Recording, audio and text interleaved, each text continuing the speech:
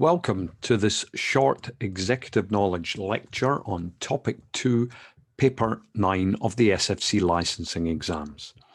This topic covers generic derivative products, and you will see on the screen that those products are futures, forwards, swaps, options, and we will also consider option trading strategies. I will emphasize the important points to help you understand the core material. I'll also be going through a lot of the detailed workings to help you in sitting the exam. A copy of the study notes that you see on the screen can be downloaded from the Executive Knowledge website under Paper 9 Resources. And as ever, I strongly recommend that you supplement this learning with question practice provided by Examinator.online.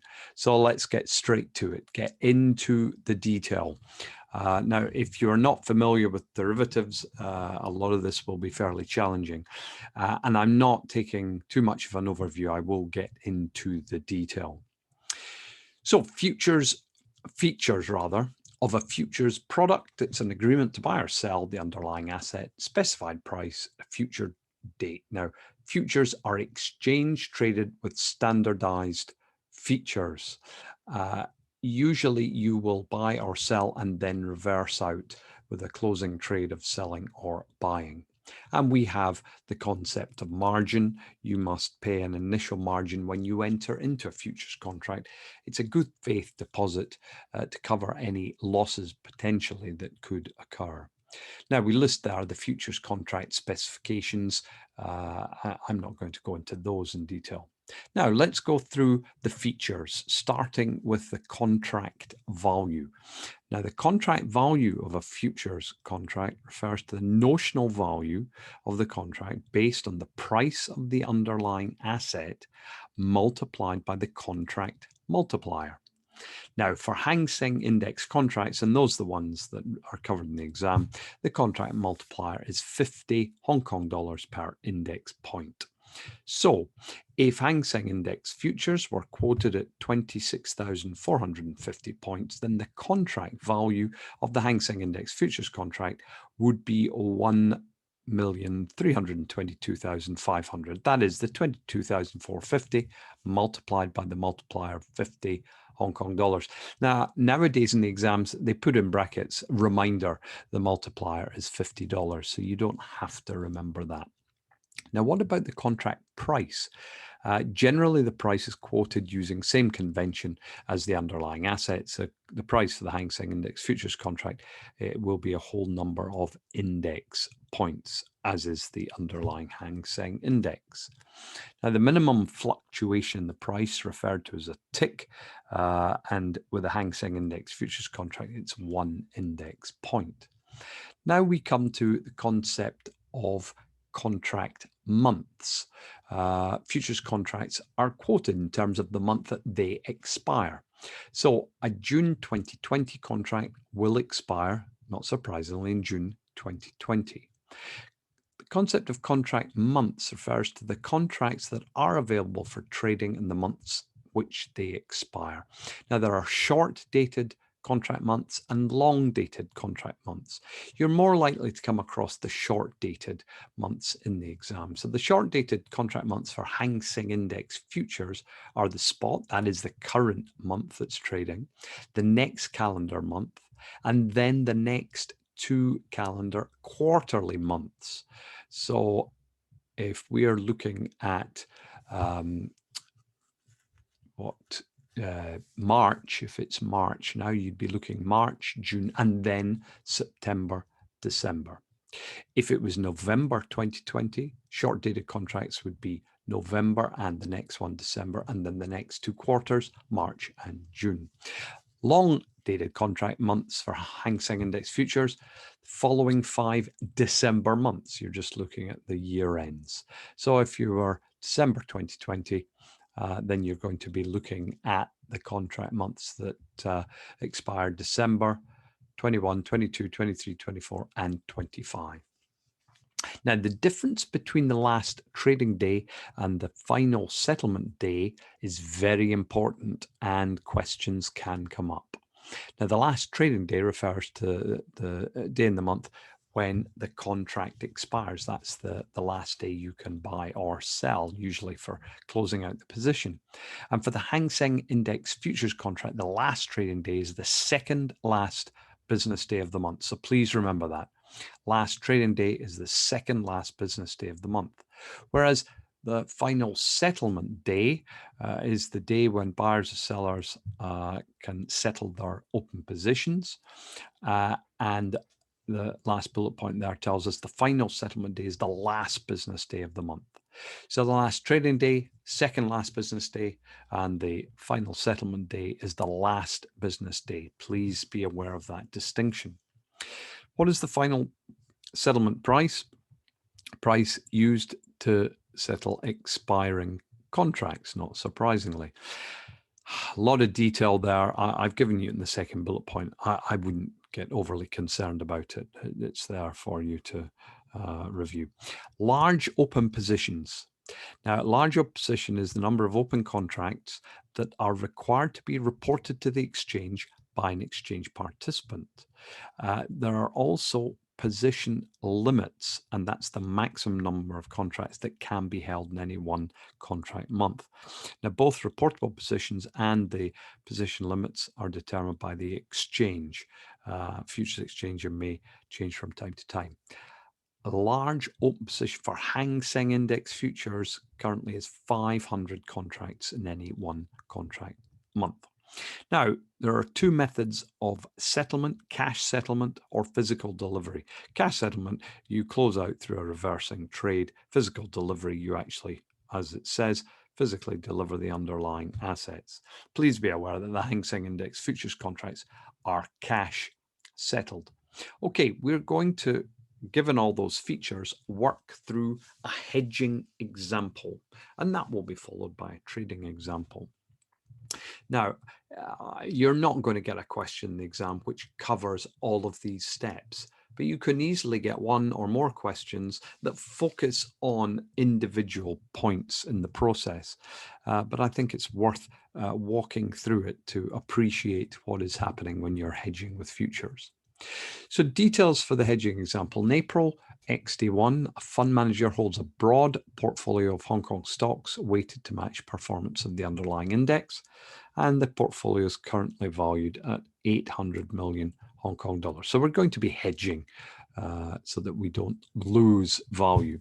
Fund manager feels a fall in the value of the Hong Kong stocks over the next 3 months, wishes to hedge against a fall in the Hang Seng Index, which is currently at 25,250. Now, do you buy or sell? Please remember, if you're hedging against a fall, you think the index is going to fall, then you are going to sell because you think the price is relatively high. So you will sell futures. So buy or sell future. Fund manager will want to profit from a futures trade. Therefore, she needs to sell high to set up the hedge. Which contract to sell? Well, we're concerned over movements in the next 3 months, so it'll be in 3 months' time, and we're currently in April. What are available? April, May, June, and September. So because our concern is 3 months, most appropriate contract is June, so we're going to sell June contracts, and we're told it's trading at 25,250. So how many contracts do we sell? Current value of a futures contract, well, we know the index, the futures index is 25,250, and we multiply by the multiplier. Remember, Hang Seng Index futures, it's 50 Hong Kong dollars. That gives us 1,262,500 current value of a futures contract. Now, how many contracts do we need to sell? This is what could be the subject of an individual question. Well, we are hedging our portfolio, which is valued at 800 million Hong Kong dollars. So it would be reasonable to sell a number of contracts that covers that 800 million. And we discover that by taking that 800 million divided by the value of a contract, 1,262,500. So that gives us 633.66. We usually round up, in this case, to 634 contracts. So to implement the hedge, we sell 634 June Hang Seng Index futures at 25,250. Now we move on to close the hedge, and we're told that in late XD1. Hang Seng Index has fallen to 23,167. So it's done as the portfolio manager feared. It's fallen. And the June futures contracts have also fallen.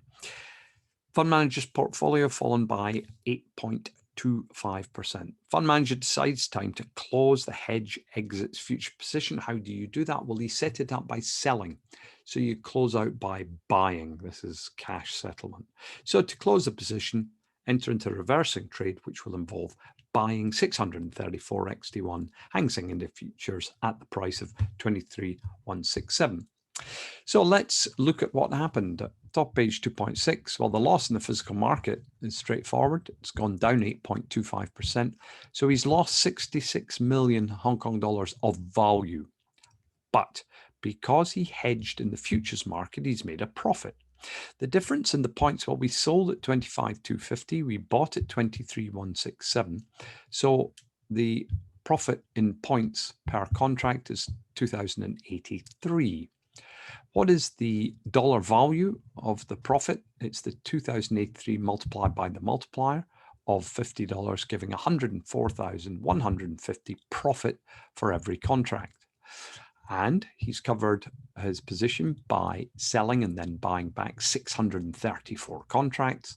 Profit on each 104,150. So overall, a profit in the futures market of 66,031,100. And you can see that the loss of 66 million is more than covered by the profit in the futures market, and that's because we rounded up. So overall, you made a 31,100 profit. But the point of this is not to make an overall profit, is to cover yourself so that you do not make a loss. And that table just shows you the process of buying, selling, physical market, and the derivatives market. Let's now look at a trading example, and this is under 1.3. Now, this is a lot more straightforward because you don't have an underlying portfolio. Details of the trading example: XD1, you believe next month's economic news going to be strong, have a positive effect on the index. It's going to be short-lived. Negative sentiment, profit taking will then drag back the index. In other words, you think there's an opportunity to make a short-term profit because prices are going up. You don't want to spend all that money in buying lots of stocks, so you're going to do it through futures. So you proceed with simple trading strategy using futures. You're going to buy futures. So it says buy or sell. You believe it's going to increase over the next 2 months, so you're going to buy futures to profit. Which contract to buy? Well, available April, May, June, and September. Now you think it's going to be in the short term. Your view is short term. Anything along 3 months unsuitable. In general, spot months and the following month are the most actively traded contracts. So you've got the choice between May or June. Let's say you decide on June XD1 futures and they're trading at 25,250.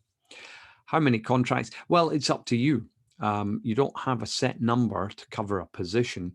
And in this example, we've said you have a limit allowability under your own risk management practices, very fancy. So what we're saying is we're going to buy 100. How much do we have to pay? 100 multiplied by at 25,250, I should say. So closing the hedge. In late June XD1, Hang Seng is risen to 26,150. You decide to close the hedge. So to close, you're going to go in a reversing trade. You set up by buying, you're going to sell, and you're going to sell at 26,150. We've not introduced the dollars at this point. We've bought and sold at the index value. So we bought at 25,250, we sold at 26,150. So calculating the profit, top of page 2.8, difference in points, 26,150 minus the 25,250, 900. Now we apply the multiplier, the dollars. So the profit on each futures contract, 900 multiplied by 50, 45,000. How many contracts did we buy and then sell? 100. So it's 100 multiplied by the 45,000. Our overall profit is 4.5 million. Now, that's not that complex. We're just buying and selling.